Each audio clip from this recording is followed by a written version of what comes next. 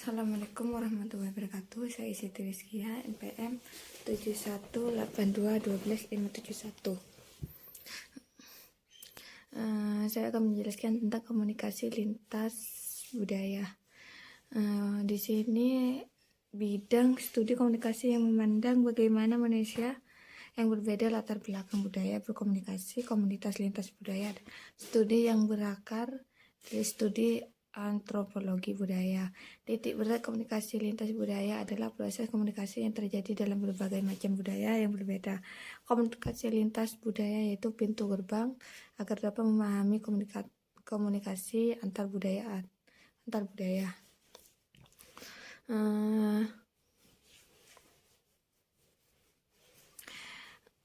Titik berat komunikasi lintas budaya adalah proses komunikasi yang terjadi dalam berbagai macam budaya yang berbeda. Di sini ada pengertian komunikasi, yaitu seringkali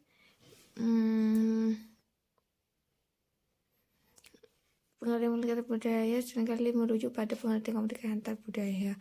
Menurut Harvard Canggara, komunikasi lintas budaya adalah proses di mana suatu ide diberikan dari sumber kepada suatu penerima yang lebih.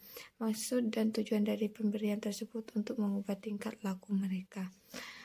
Menurut P. Klein-Roger 2009, komunikasi lintas budaya adalah suatu bidang studi yang meneliti beberapa cara yang dilakukan oleh manusia. Cara-cara tersebut dapat dari beberapa manusia yang memiliki latar belakang budaya berbeda untuk komunikasi dengan manusia yang lainnya. Menurut Doris E. Cross 2016, komunikasi lintas budaya adalah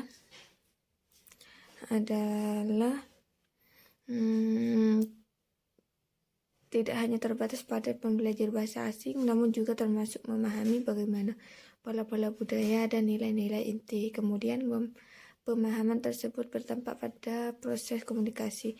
Bahkan ketika semua orang berbahasa Inggris. Menurut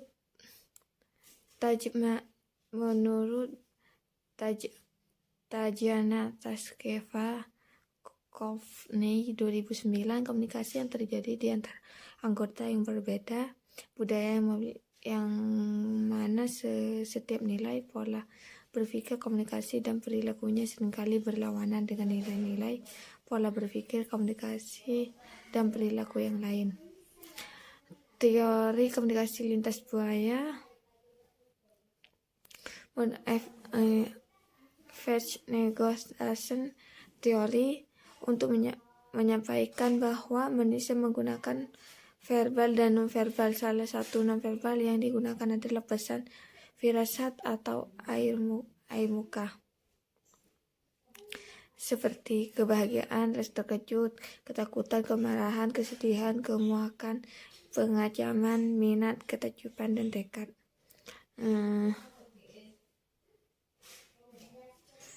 Menurut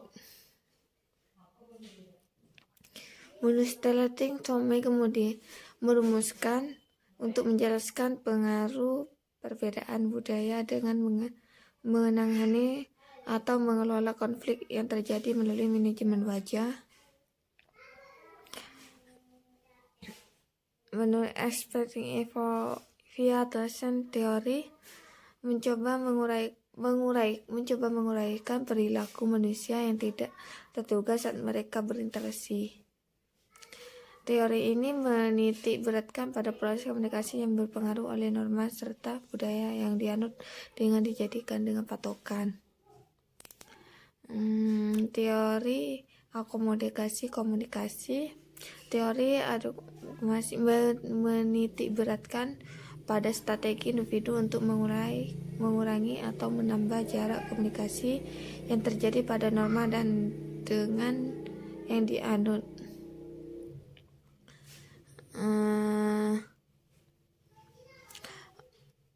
Lingkungan di mana mereka, dan ada dua jenis proses komunikasi yang yang terjadi dalam teori tersebut adalah konvergen, adalah proses di mana orang cenderung untuk beradaptasi dengan berkarakteristik komunikasi orang lain untuk mengurangi perbedaan sosial. Divergen adalah proses di mana individu mendekatkan pada perbedaan sosial dan perbedaan non-verbal yang ada.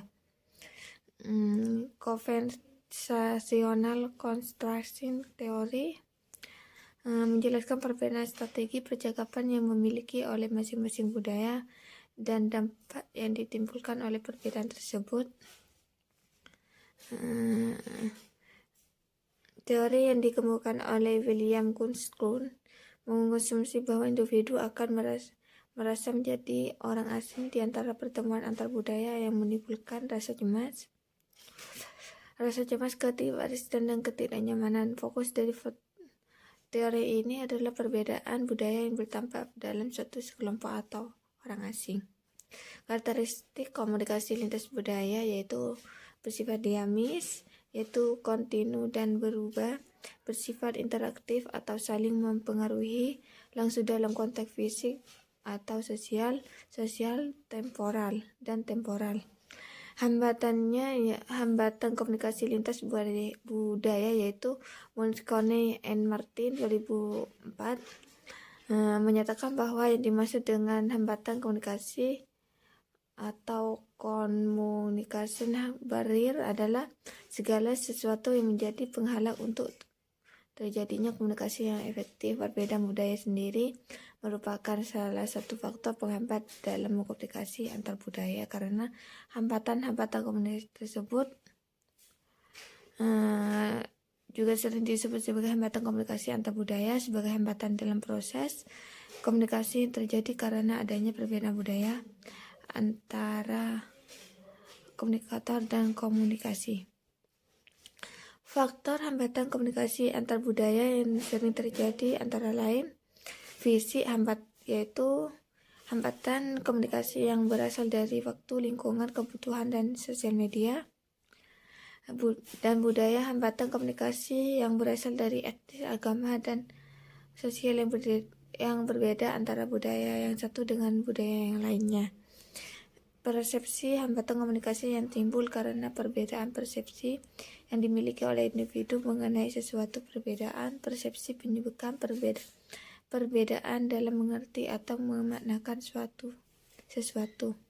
Motivasi, hambatan komunikasi yang berkaitan dengan tingkat motivasi menerima pesan, rendahnya tingkat motivasi penerima pesan mengakibatkan komunikasi menjadi terhambat. Pengalaman, hambatan komunikasi yang disebabkan oleh pengalaman masa lalu yang dimiliki individu. Perbedaan pengalaman yang dimiliki oleh masing-masing individu dapat menyebabkan perbedaan dalam konsep serta persepsi terhadap sesuatu. Emosi, hambatan komunikasi yang berkaitan dengan emosi atau perasaan pribadi dari pendengar. Apabila emosi pendengar sedang buruk, maka hambatan komunikasi yang terjadi akan semakin besar dan saling untuk dilalui. Bahasa, hambatan komunikasi yang terjadi ketika pengirim pesan atau sender dan penerima pesan receiver menggunakan bahasa atau kata-kata yang tidak dimengerti oleh penerima pesan sehingga menimbulkan ketidaksamaan makna. Nonverbal, hambatan komunikasi yang berupa isyarat atau gestur. Kompetisi, hambatan komunikasi yang timbul ketika penerima pesan sedang melakukan kegiatan lain di saat penerima pesan. Perbedaan komunikasi lintas budaya dan komunikasi antar budaya yaitu ada komunikasi lintas budaya, komunikasi lintas budaya yaitu studi yang lahir dan berkembang dari studi antropologi budaya yang mempelajari proses komunikasi dalam berbagai budaya dan yang berbeda. Peneliti komunikasi lintas budaya sebagai bisa bersifat komparatif. Komunikasi lintas budaya merupakan pintu gerbang untuk mempelajari komunikasi antar budaya dan yang komunikasi antar budaya yaitu studi yang lahir dan berkembang dari studi antropologi antar budaya. Antar budaya yaitu studi yang menghubungkan komunikasi dengan budaya, yang komunikasi lintas budaya termasuk di dalamnya merupakan bidang penelitian yang terbaru. Sekian dari saya. Terima kasih.